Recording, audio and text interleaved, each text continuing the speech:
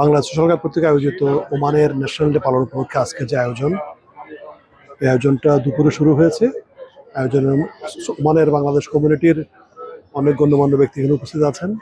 আসলে প্রবাসে থেকে সে দেশের ন্যাশনাল ডে সেলিব্রেট করার মাঝে যে আনন্দ, এই আনন্দের মাঝে দুটি বিষয় বহন করে। একটি হচ্ছে আমাদের প্রবাসে থেকেও প্রবাসের দিবসগুলোকে সেলিব্রেট করা, পাশাপাশি প্রবাসের এই দিবসগুলোর মাধ্যমে সম্মান জানানো এবং দুই দেশের সম্পর্কের যে সেতু বন্ধন এটা আরো মজবুত হওয়া।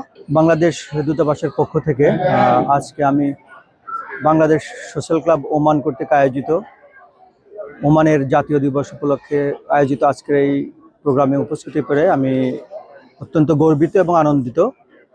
আসলে ওমানে বাংলাদেশ কমিউনিটি হচ্ছে সবচেয়ে বড় কমিউনিটি। সেই কমিউনিটির একজন সদস্য হিসেবেও আমি নিজেকে গর্বিত মনে করি।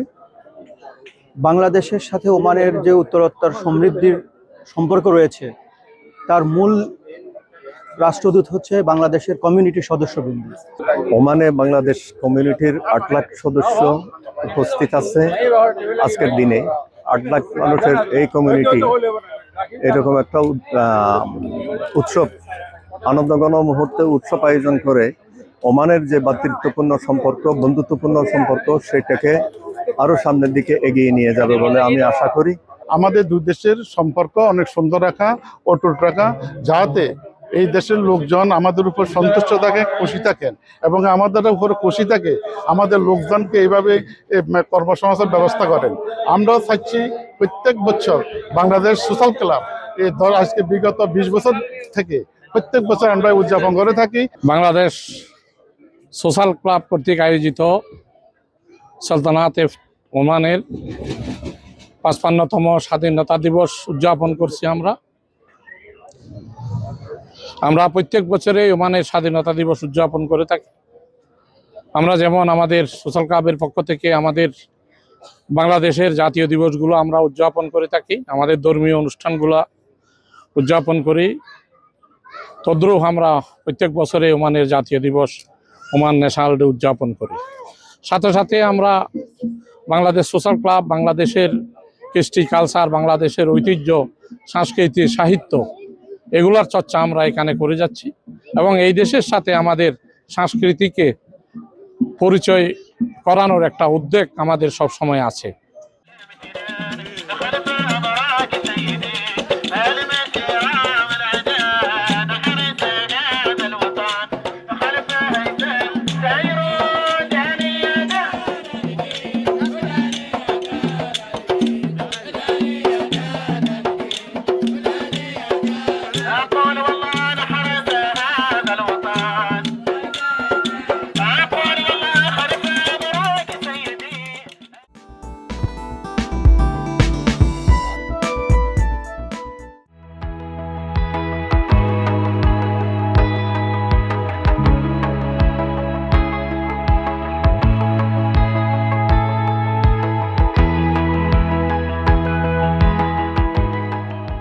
ভার্টিক্যাল সেটআপ সহ গার্মেন্ট ম্যানুফ্যাকচারিং।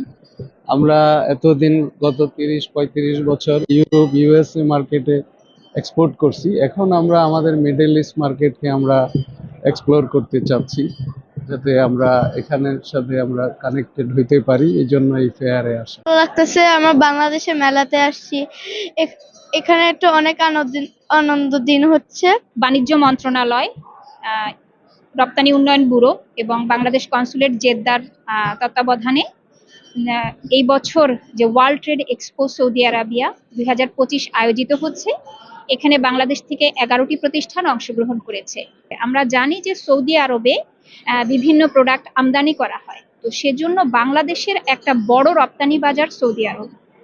পাশাপাশি আমরা এখানে প্রত্যাশা করছি আগামীতে আরো বেশি বেশি কোম্পানি এই ধরনের মেলায় অংশগ্রহণ করবে এবং সৌদি আরবে বিভিন্ন বায়ার, ইম্পোর্টার বা যারা ইনভেস্টর তাদের সাথে আমাদের যোগাযোগ আরো বৃদ্ধি পাবে। আমি অত্যন্ত আনন্দিত এবং গর্বিত যে ওয়ার্ল্ড ট্রেড এক্সপোতে প্রথমবারের মতো বাংলাদেশ অংশগ্রহণ করছে। এটা সৌদির মাটিতে বাংলাদেশের জন্য একটা মাইল ফলক। আমি স্টলগুলো ঘুরে দেখলাম, বাংলাদেশের যেসব স্টল আছে এই স্টলের আমার যারা উদ্যোক্তা আছেন, যারা ব্যবসায়ী আছেন, তারা যে কথা বলছেন যে তারা অত্যন্ত আশাবাদী এবং তারা মনে করছে যে সৌদিতে অপরচুনিটি আছে। As you know, Jute Products is from Bangladesh, and this is the most production coming from Bangladesh, and this is saving the planet, our world, as it is natural fiber. First time সৌদিতে এসেছি, আমার textiles রুমিলিয়াস textile. তো আমি বাংলাদেশি কিছু item আছে, আমার টেক্সটাইলে কিছু bedsheet এগুলো নিয়ে আসছি, টাওয়াল, আর হচ্ছে লেডিস কিছু আইটেম, জুয়েলারি, হিজাব সবকিছু নিয়ে ফেয়ারে ফার্স্ট আসা।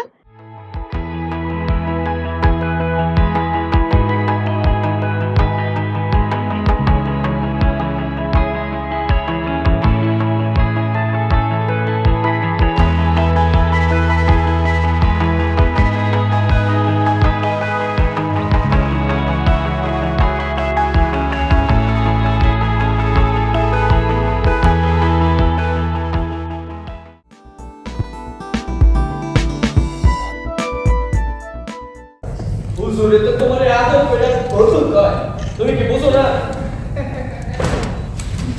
এত লাগে তোমার, আমার এত ভালো লাগে নাই কি আমার ঈশ্বরকে কইতাম তোমার আমার কত ভালো লাগে। আয় না দুনো দুনো, আরে বুঝছে খালি মায়া পছন্দ করে তো সবর ভাইয়া কম দেশের খবর কি? দেশের খবর তো আপনার কাছে, আপনার ভাইয়ের এখন কি জানি কয়।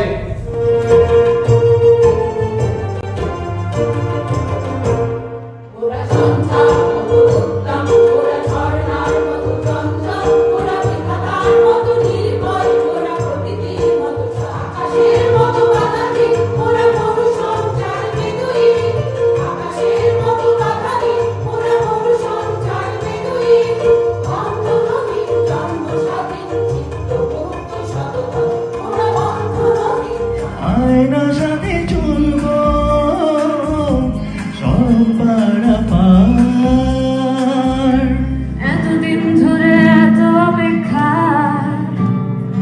রাস্তার কত সস্তা হোটেলে বদ্ধ কেবিনে বন্দি দুজনের রুদ্ধশ্বাস, কত প্রতীক্ষা, কই তাহার মতো তুমি আমার কাছে কবু আমার রসিয়া বন্ধুরে, তুমি কেন কোমরের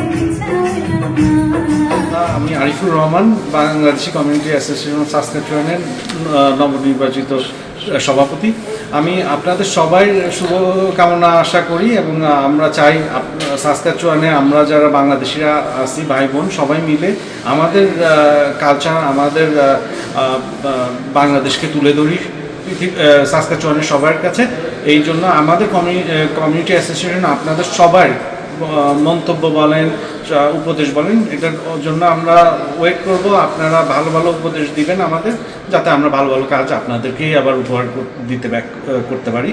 সবাই মাহমুদুল হাসান চৌধুরী রনি, নবনির্বাচিত সাধারণ সম্পাদক বিকাশ। আমি এই নবনির্বাচিত আমাদের নতুন যে কমিটি এখানে আছে সেখানে এসেছি সাধারণ সম্পাদক পদে। আমরা এখানে অনেকদিন ধরেই আছি। আমাদের সাসকাচুয়ানে ছোট্ট একটা আমাদের বাংলাদেশি কমিউনিটি, ছোট্ট একটা বাংলাদেশ আমাদের এখানে আমাদের বিভিন্ন ধর্মের, বিভিন্ন গোত্রের, বিভিন্ন মতাদর্শের লোকজন এখানে আছে। আমরা সবাইকে নিয়ে সুন্দর একটি ইনক্লুসিভ আমরা একটা কমিউনিটি তৈরি করতে চাই। সেক্ষেত্রে আপনাদের সবার সহযোগিতা কাম্য। আজকে আমাদের অত্যন্ত আনন্দের দিন, অ্যানুয়াল জেনারেল মিটিং, বার্ষিক সাধারণ সভা। আরেকটা আনন্দের দিন হচ্ছে আজকে আমাদের বিদায়ী কমিটি নতুন কমিটির হাতে দায়িত্ব অর্পণ করব। তো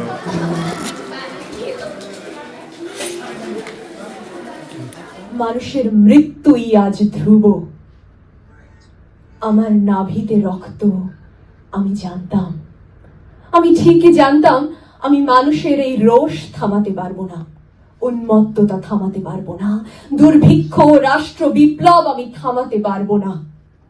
চালের আড়ত থেকে অভিনব চাল চুরি থামাতে পারবো না। রিলিফের কাপড়ে মানুষের অধপতন আমি ঢাকতে পারবো। জীবনের গান, মেয়েটিকে দেখি একাকী আত্মহারা,